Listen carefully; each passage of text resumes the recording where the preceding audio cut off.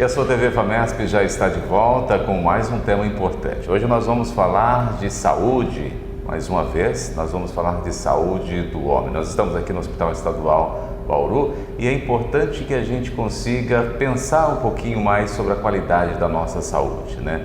Você que nos acompanha aí, tem dúvidas? Vamos tentar tirar um pouquinho delas a partir de que nós vamos conversar com o Dr. Ricardo Edital, ele que é urologista e vai nos ensinar um pouquinho. Doutor, existe aí vários tabus quando a gente fala da saúde do homem, né? O homem se reprime, o homem não quer falar dessa questão, mas para o profissional da saúde, como o senhor que é doutor, tem que nos orientar para que a gente tire um pouquinho desse misticismo, né? Desse medo de ir ao médico, né? Seja bem-vindo conosco. Eu agradeço o convite e vamos aproveitar bem aqui a conversa. E para a gente começar então, como que a gente pode pensar hoje na saúde do homem? Como que o senhor parte aí ou a urologia parte hoje para pensar a saúde do homem? Eu acho assim, a meta mais importante, né, é a atenção de caráter preventivo, né? Então a gente busca desde a fase do homem jovem, né, a gente está passando as orientações assim para prevenir as possíveis doenças lá na frente e as complicações delas, né? Essas complicações que acabam tendo e aí as pessoas acabam não sabendo o que fazer depois, né, Exato. doutor? E quando a gente... quais assim os principais tabus hoje? Por exemplo, nós vamos pensar num tema e depois a gente vai abranger para outros, atendendo outros temas. O câncer de próstata, por exemplo. O homem ainda tem muito tabu em procurar um profissional para falar sobre isso, né? Exato, né? A gente tem um estigma, né, o homem às vezes ele tem um risco de perda da masculinidade, né, se caso for fazer o exame a parte prostática, né? E culturalmente, né, a gente sabe que o homem ele tem aquele caráter de super-herói, né, de nunca vai adoecer, que não precisa de um atendimento médico, né? Mas isso não acontece, né? Nós vemos que quanto mais tardio essa procura, mais problema pode acarretar para a saúde dele, né? Exato, né? Inclusive, estatisticamente, a gente percebe-se que a sobrevida da população brasileira da mulher é muito maior do que a do homem, né? Então, na verdade, o sexo frágil hoje não é a mulher, e sim o homem. Até por esse medo de procurar o cuidado com a saúde, né? Exato. Ele deixa para ir na última hora, mesmo quando ele não consegue andar mais, que alguém o leva, né? Exato. E nós vivemos no país também essa cultura de termos aí uma medicina mais curativa do que preventiva, né? Sim, e o sim. homem acaba incorporando muito mais isso do que a mulher, porque a mulher realmente ela vai mais, ela procura mais, ela busca mais melhor, aí é onde ela sobrevive mais do que o homem, né? Exato, né? A gente percebe-se, por exemplo, em consultório, né? Existem situações em que muitas vezes a mulher que acaba agendando uma consulta para o marido, né? E às vezes ele vai não por vontade própria, né? Mas por exigência da esposa, né? E a outra situação em que o homem vai no consultório já com um quadro mais grave, né? E que muitas vezes é difícil reverter a doença. Qual que é assim, a queixa mais principal do homem? Quando ele chega no teu consultório, por exemplo, que ele está todo receoso ali, como que é esse primeiro contato dele com o profissional, com o médico? A gente percebe que na maioria das vezes o homem fica um pouco meio que receoso, né? De contar o problema no caso urológico, né? Então a gente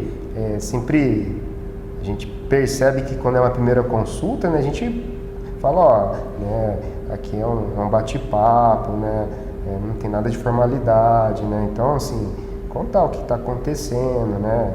E da melhor forma possível a gente poder estar como profissional ajudando, né? Porque existe a ética profissional, né? O médico não vai sair contando para todo mundo o que está acontecendo com o seu paciente, né? Então, é por isso que é importante que as pessoas saibam, né? Comecem a pensar nisso. Já, às vezes até sabe, mas esquece, né? Exato. De pensar isso. Existe todo um processo, o médico vai cuidar da saúde dele, né? Exato.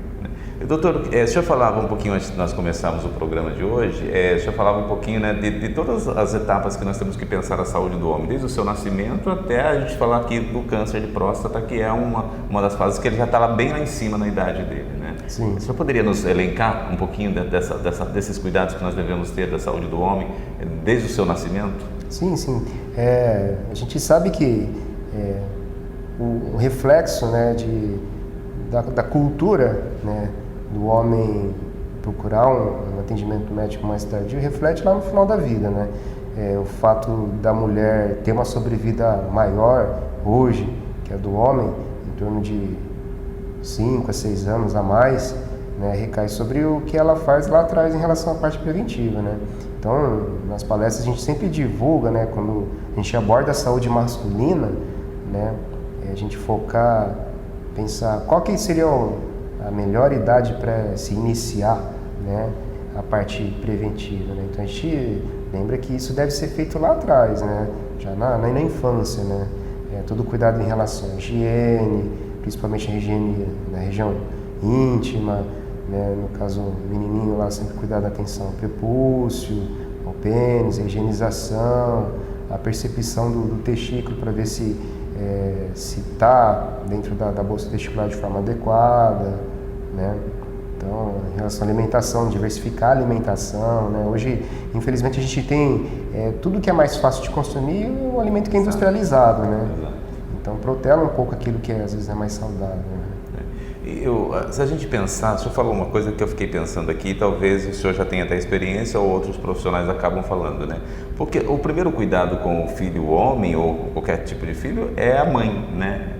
E se a mãe começar a ter um processo de educação desse filho desde da sua eternidade, desde o seu nascimento praticamente, né, de educá-lo para esse cuidado, não seria uma forma de nós transformarmos culturalmente essa ida do homem ao médico? Essa eu acho que com o advento assim, da saúde feminina, né, que se focou, né, a atenção à saúde da mulher e durante a gestação, né, e os cuidados que tem o recém-nascido, né, então hoje qual que é uma das preocupações maiores na saúde pública, né, é diminuição de mortalidade dos recém-nascidos, né, então o foco, todo o cuidado ali no comecinho, né, só que é interessante assim, muitas vezes ao longo do passar dos anos, né, o pai vai meio que, os pais vão acabando meio que esquecendo, né, esse foco, né, dar à criança esse caráter cultural, né, de prevenção, né. E o tempo também, né, hoje dos pais em casa é bem mais escasso, né, então tem que pelo menos fazer com qualidade o tempo que ele tem para cuidar da saúde desse seu filho, né, para educá-lo, né. Então hoje, infelizmente, a gente está terceirizando tudo, né? Inclusive Exatamente. a educação dos nossos filhos, né?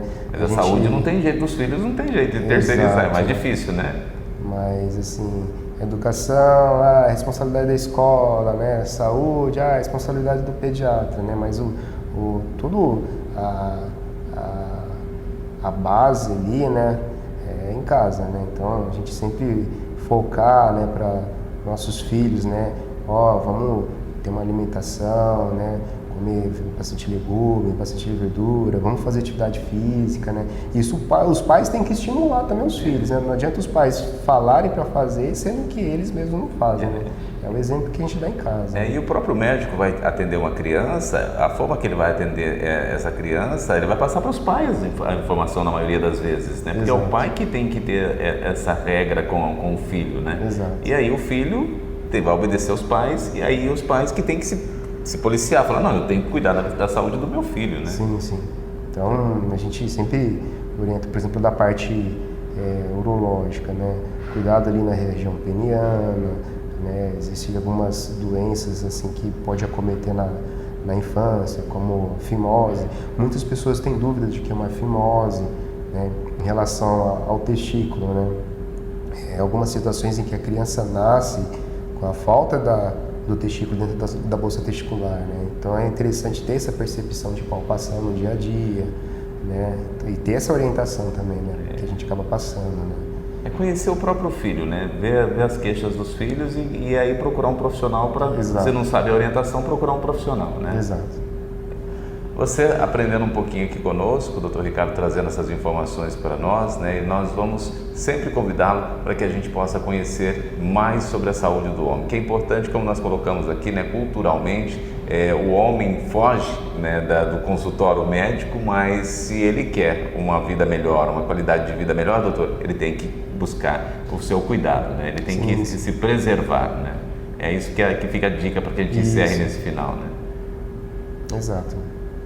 E nós voltamos com mais informações para você na nossa nova TV FAMESP aí de informação, educação e claro, educação para a saúde.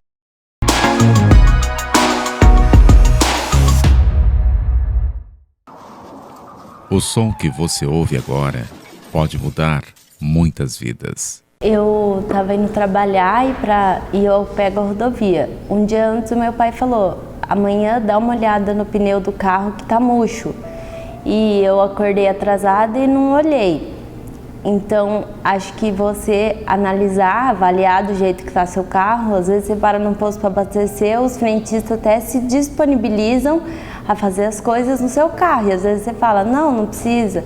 Então, acho que dá importância a isso sim.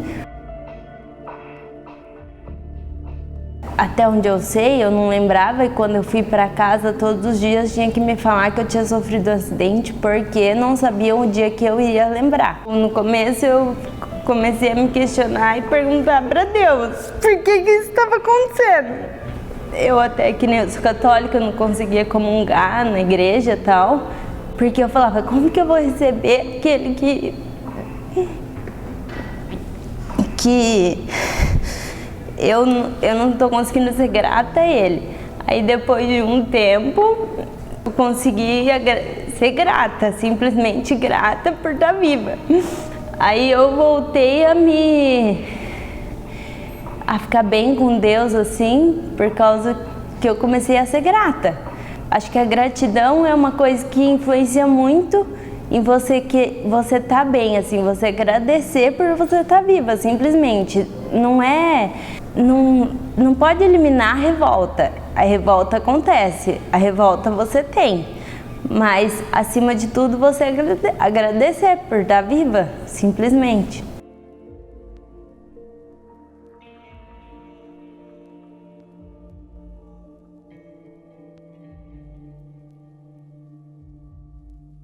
Aqui na Lucy, eu sempre fui muito bem recebida, desde a recepção até a alta.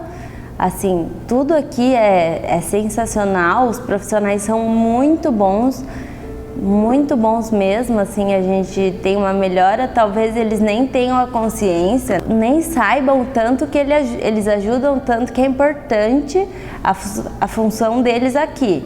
Mas é um lugar sensacional.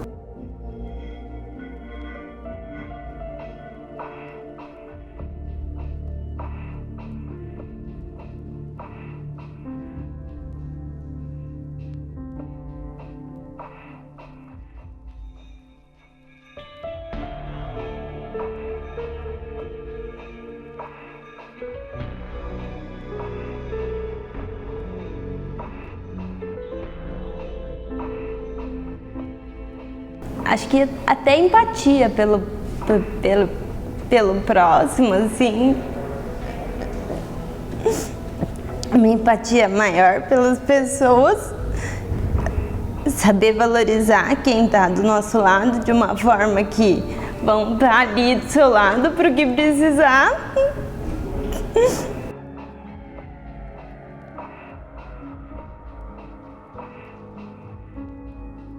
Vida. Acho que tem que dar muito valor à vida.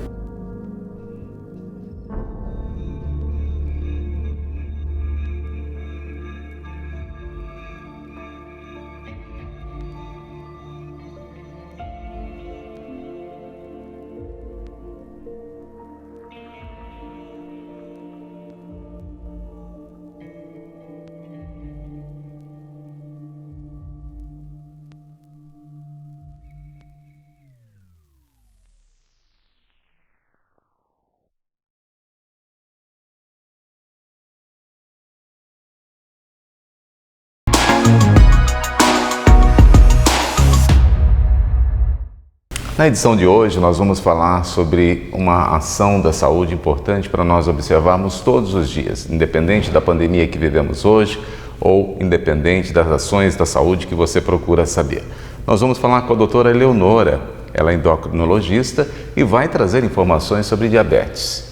Diabetes, ele tem referência aí, a gente diz, né, que você que tem está aí no grupo de risco, mas nós vamos entender um pouquinho melhor essas ações do diabetes, como que é. E primeira pergunta que faço a ela, o que é o diabetes, para a gente começar a desmistificar ações e entender conceitos reais verdadeira doença?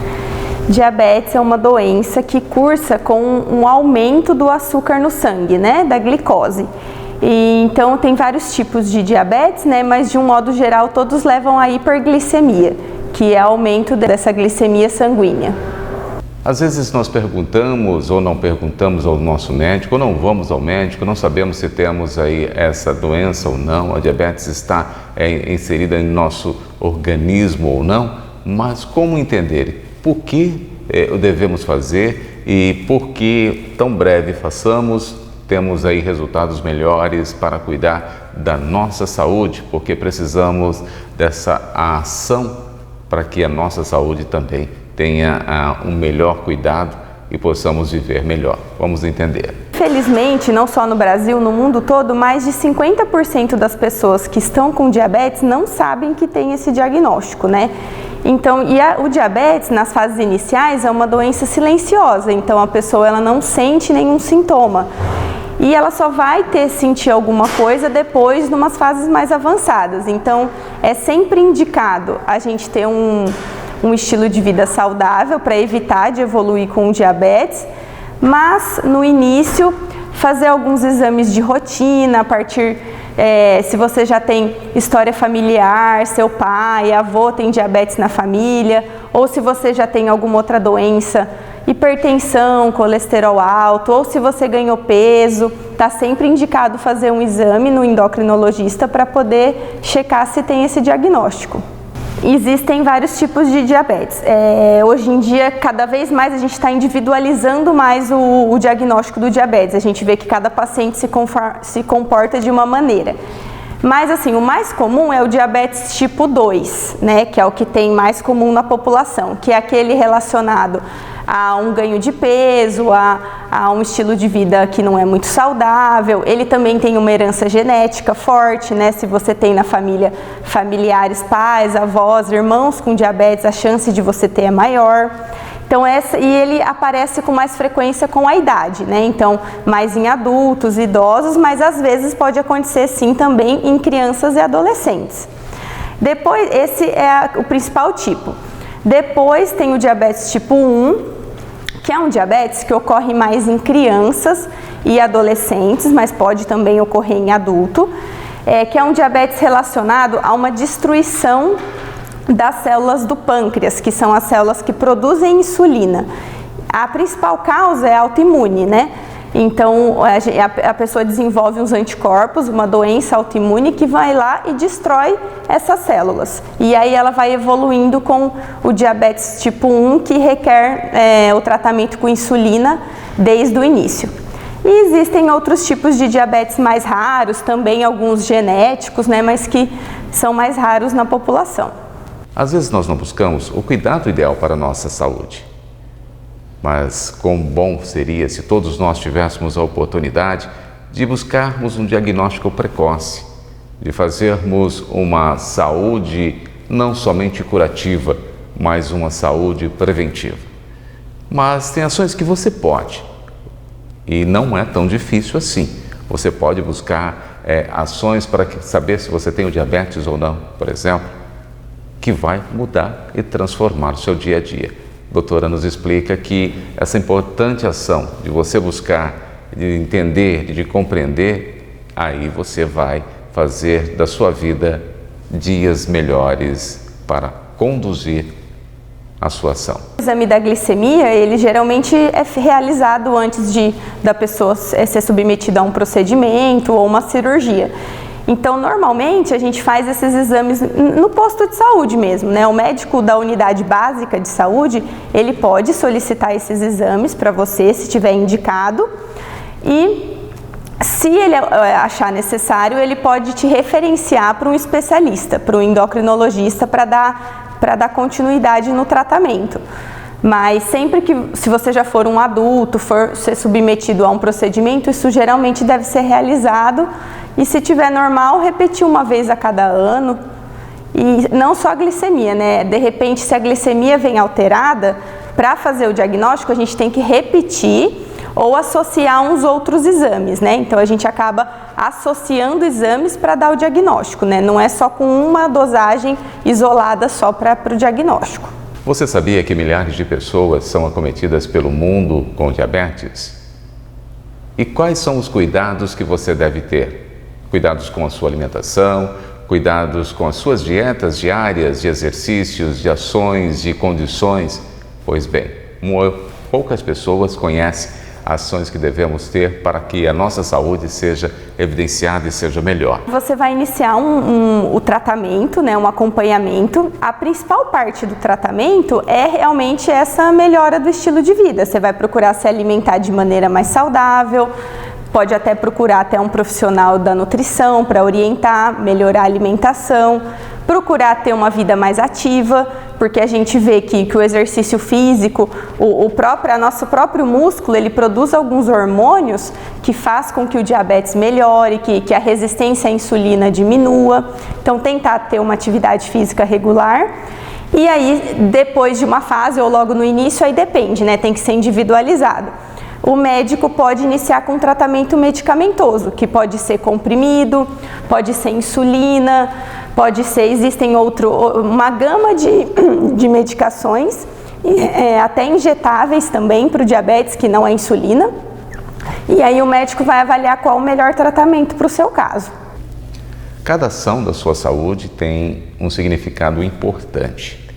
Você cuida da sua saúde para que também você possa cuidar do outro e assim nós vamos melhorando as nossas ações para com a nossa saúde perante aos conhecimentos, perante as ações que você busca fazer. Poucos de nós buscamos ações de entendimento em canais verídicos, com as informações concretas. E muitos de nós propagamos até ações que não são verdades, com notícias da própria saúde que não são verdades. Então, por isso, nós produzimos um programa sempre especial para você entender cada vez mais sobre a sua saúde. Confira. A gente não recomenda a automedicação, porque, como eu disse, existem várias medicações para diabetes. Só que cada medicação tem a sua peculiaridade. Então, de repente, essa medicação eu não posso dar para um paciente que tem problema no rim. Essa outra eu não posso dar porque ele tem um outro tipo de problema na vesícula. Então, a gente tem que avaliar o paciente como um todo, fazer outros exames também de função renal, para avaliar qual tipo de medicação que está indicado naquele caso. E também, como eu falei, no diabetes tipo 1, geralmente já começa o tratamento com insulina. No tipo 2, depende do caso. Então, isso realmente tem que ser prescrito pelo médico para você começar o tratamento de maneira adequada.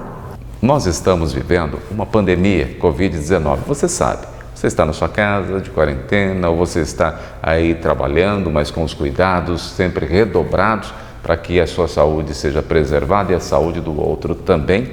Mas nós falamos que o diabetes, por exemplo, né, você que tem diabetes, está num grupo de risco, né, um grupo com mais facilidades para que possa pegar a Covid-19, então todos os cuidados são necessários e a doutora Eleonora nos fala também dessas precauções importantes para a sua saúde. Pacientes com diabetes descontrolado, na verdade, eles estão num grupo de risco de desenvolver complicações independente de uma infecção, né? O paciente com diabetes alto, ele tem um problema de cicatrização, tem um problema de imunidade, então, independente da infecção, ele acaba tendo mais problema para se recuperar de uma doença, né? Variadas doenças. No caso do coronavírus, foram vistos, né, nos últimos meses que os pacientes com diabetes, eles evoluíam com a maneira mais grave, né? Que a gente viu que o coronavírus tem vários tipos de evolução. Às vezes a pessoa pega, não sente nada,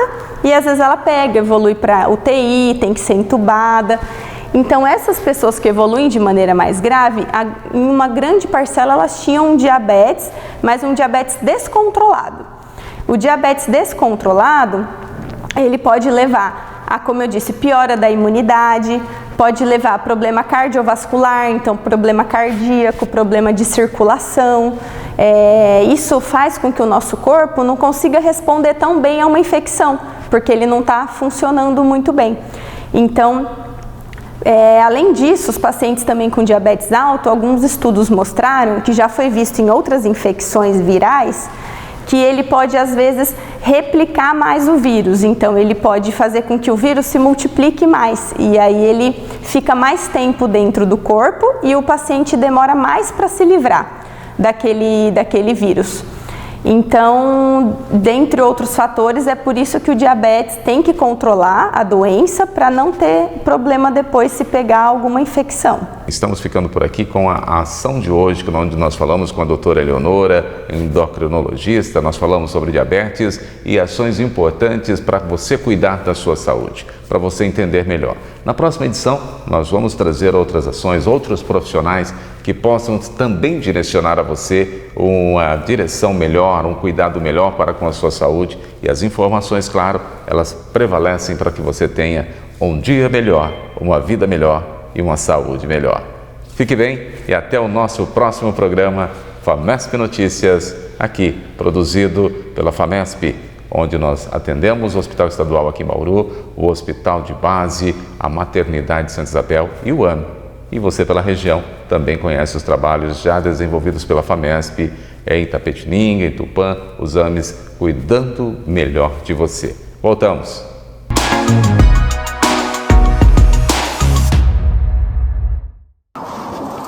O som que você ouve agora pode mudar muitas vidas.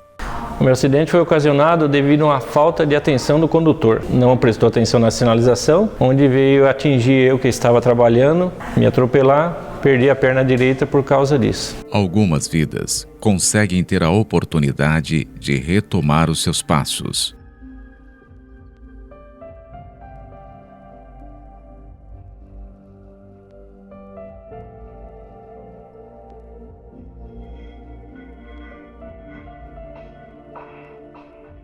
O que seria hoje o Luci Montoro para você? Não só reabilitar, ele reconstruiu, porque ele colocou a gente de volta no mercado, incluiu a gente de novo, né, no mercado não só de trabalho, como incluiu a gente de novo para a gente fazer qualquer coisa, para a gente se tornar independente de novo. Tomar banho, dirigir, trabalhar, fazer algum servicinho, qualquer coisa. Então isso é muito gratificante para uma pessoa que estava com a deficiência, uma perda de uma perna ou que teve até seus movimentos diminuídos. O antes e o depois. Como seguir a vida?